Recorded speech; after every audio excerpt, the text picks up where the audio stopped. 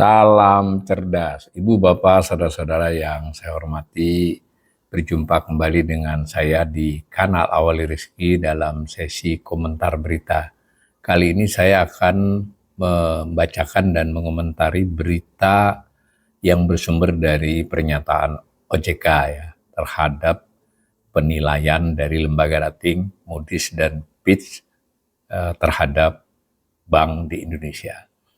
Judulnya, Moody's dan Fitch turunkan outlook, OJK tegaskan bank kuat. Ditayangkan oleh kompas.com pada tanggal 25 Maret 2026 jam 10.54. Ini ada gambar ilustrasi kantor Otoritas Jasa Keuangan. Beritanya begini, Otoritas Jasa Keuangan OJK menilai kinerja industri perbankan masih solid. Pertumbuhan juga dinilai tetap positif.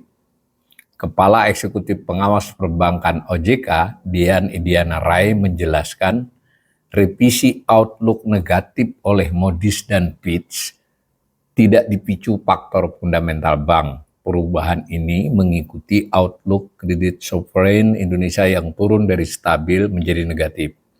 Ikuti pernyataannya langsung, keterangan resmi.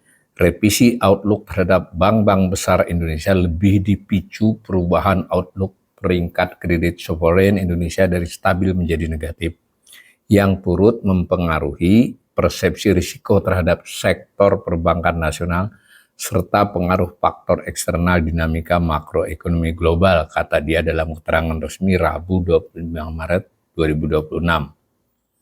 Nah, peringkat lembaga umumnya setara atau lebih rendah dari peringkat negara.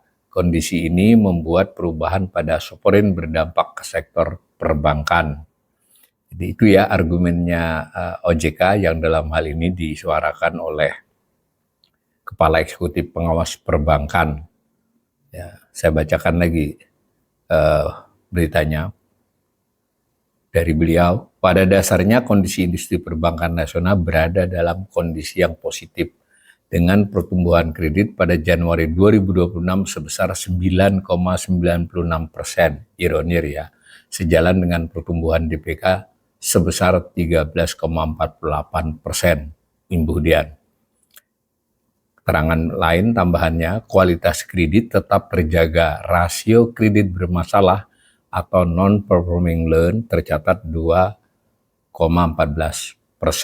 Permodalan berada di level 25,87%. Ditambah lagi nih informasi lain dari OJK, likuiditas juga kuat. Rasio alat likuid terhadap non-core deposit mencapai 121,23%.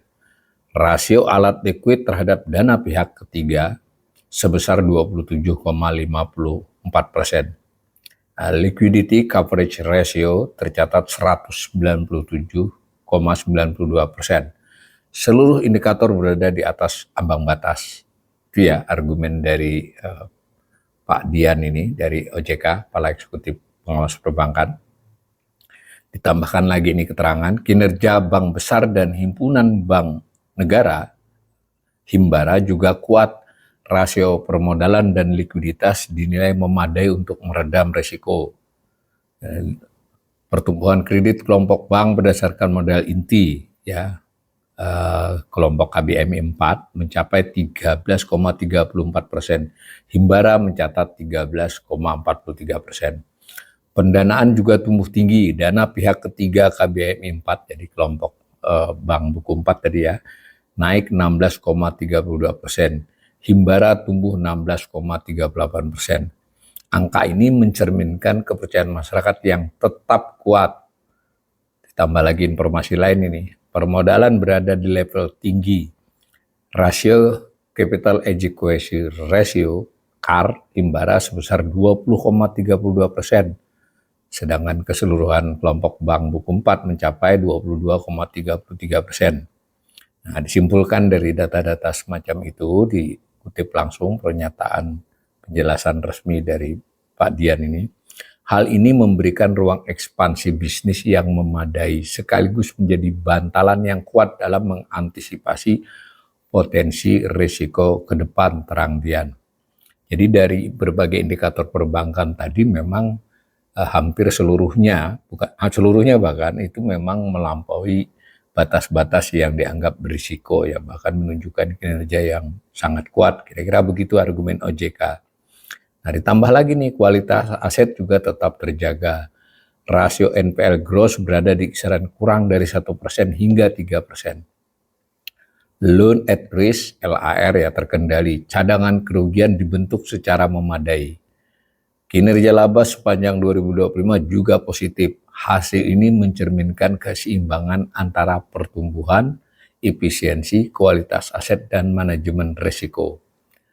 Peran intermediasi Himbara tetap stabil. Dukungan pembiayaan ke sektor real dan program prioritas pemerintah terus berjalan.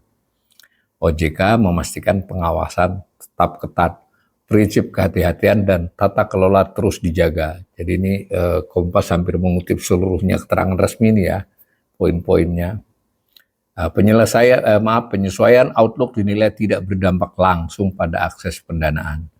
Peringkat kredit bank, KBMI Buku 4 dan Himbara masih di level investment grade. Struktur pendanaan perbankan masih didominasi dana domestik. Ketergantungan pada dana eksternal relatif terbatas. Perbankan juga telah menghitung kebutuhan pendanaan secara matang. Perhitungan mencakup biaya dan manfaat serta opsi dana. Jadi lengkap ini ya terangannya mengutip menyajikan berbagai data-data indikator perbankan yang lazim untuk menganalisis perbankan dan lebih khusus lagi Bank Himbara atau lebih luas sedikit Bank Buku 4 ya. Jadi perbankan keseluruhan, lalu Bank Himbara, lalu Bank Buku 4 ya. Nah, Dian menilai penyesuaian outlook bersifat sementara. Nah, kembali ke pokok soal tadi ya. Jadi menurut Pak Dian, menurut OJK, ini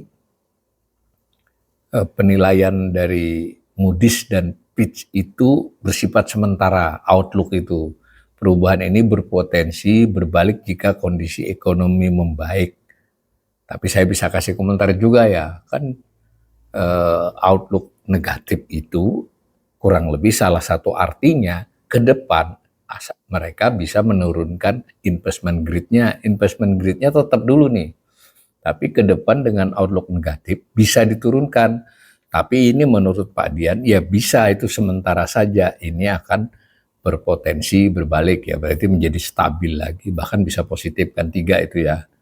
Nah, jika kondisi ekonomi membaik. Nah, ini agak sedikit melompat menurut saya ya. Jadi ini tadi kan outlook terhadap kondisi bank itu menurut argumentasinya tadi lebih dikarenakan outlook terhadap pemerintah sendiri, keuangan negara ya dalam hal ini utang terutama itu negatif gitu ya outlooknya. Nah, biasanya negara yang memiliki outlook negatif, perbankannya maksimal sama dengan itu, gitu, atau lebih buruk bahkan. Itu argumennya, dan disodorkan tadi sebenarnya kondisi bank, terutama bank-bank, kelompok bank yang disebut tadi, Bank Himbara, itu fundamentalnya sangat kuat. Gitu. Tapi di sini tadi diakui ini bahwa, bukan diakui ya, diharapkan dugaan dari OJK Dian ini nanti outlook-nya nanti akan membaik ke depan. Nah, ini berarti kan ada kaitannya juga dengan terhadap investment grade Indonesia sebagai sebuah negara. Kalau investment grade-nya turun ya berarti perbankan bisa turun juga dong, itu ya. Dan yang lebih penting lagi yang tidak diungkap, mengapa menurut saya ini ya, saya lihat Fitch dengan Moody's ini juga menghitung aktiva ya, artinya portofolio yang dimiliki bank yang disebut tadi. Ketika dia memiliki cukup banyak, kisaran 20-22% dari surat berharga negara, ya sementara si pemegang surat berharga negara dan lain pemerintah outlook-nya negatif, maka kan banknya juga memiliki risiko yang serupa karena bisa insolven kan, bisa ketika itu jatuh harga SBN-nya maka portofolio aktivanya di bank juga turun. Itu ya yang hubungan yang terasa sekali. Mari kita baca lagi argumennya dari Pak Dian ini.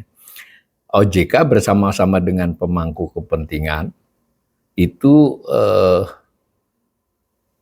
terutama anggota Komite Stabilitas Sistem Keuangan KSSK, berarti BI, OJK, LPS, dan Kementerian Keuangan akan terus mengawal serta menjaga stabilitas sistem keuangan melalui koordinasi kebijakan dan penguatan pengawasan agar ketahanan sektor perbankan senantiasa tetap terjaga dalam menghadapi dinamika dan pertumbuhan ekonomi tutup bian. Saya bisa setuju lah ya, memaklumi bahwa tentu OJK harus bersuara begini untuk memberikan sentimen positif bahwa sebenarnya outlook terhadap bank-bank besar di Indonesia yang diberi outlook negatif itu lebih disebabkan outlook negatif terhadap pemerintah ya, terhadap fiskal ya, terhadap keuangan negara. Jadi ini turunannya. Tetapi saya kira harus jelas juga sebab itu terutama disebabkan oleh memang bank itu punya surat utang yang banyak atau memberi utang yang banyak kepada pemerintah. Kalau outlook utangnya pemerintah negatif ya karena ini memiliki banyak ya tentu saja terdampak menjadi negatif pula. Itu yang kurang dijelaskan di sini. Ya, sementara indikator-indikator lain juga ada benarnya kan bahwa semuanya masih bagus. Tapi sama saja juga argumen otoritas terhadap penilaian Moody's dan Fitch.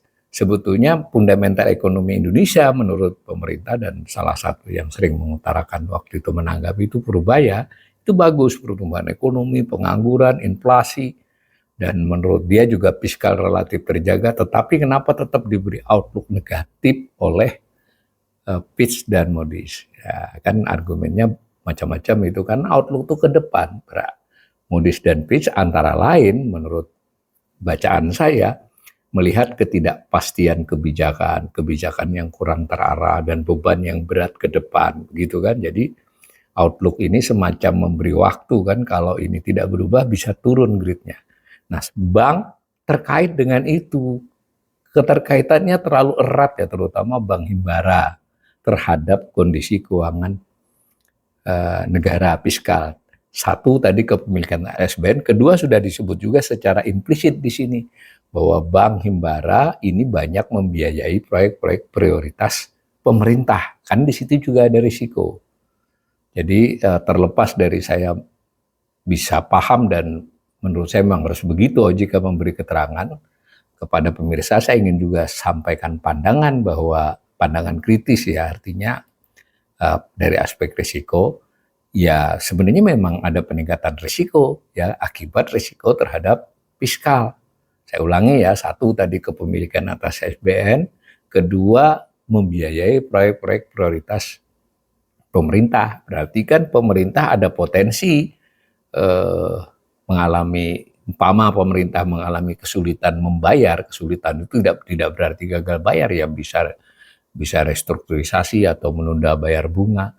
Nah, itu yang dikhawatiri oleh, bukan dikhawatiri, yang dinilai relatif negatif outlook-nya oleh Fitch dan Moody's, maka tentu bank juga memiliki risiko yang sama. Terakhir, beberapa kawan saya, tapi ini semacam penilaian subjektif aja ya, bahwa data-data bank itu terlalu mungkin untuk dipoles ya, dalam artian tidak sepenuhnya mencerminkan realnya, karena pembukuan itu ya sepanjang sesuai aturan bisa di make up ya bisa di make up. Jadi ya saya kira kita sebagai pemirsa, sebagai rakyat, dan saya sebagai ekonom tentu harus berpandangan tetap kritis ya.